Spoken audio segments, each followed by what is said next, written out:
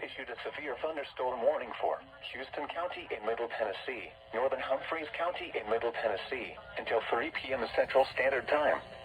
At 2:08 p.m. Central Standard Time, a severe thunderstorm was located over Brewston, or 9 miles east of Huntingdon, moving northeast at 45 miles per hour. Hazard, 60 miles per hour wind gusts and quarter-size hail. Source, radar indicated.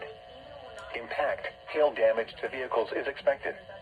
Expect wind damage to roofs, siding, and trees. Locations impacted include Waverly, Camden, Erin, New Jacksonville, McCune, Tennessee Ridge, and Houston County Airport. For your protection, move to an interior room on the lowest floor of a building. A tornado watch remains in effect until 7 p.m. Central Standard Time for Middle Tennessee.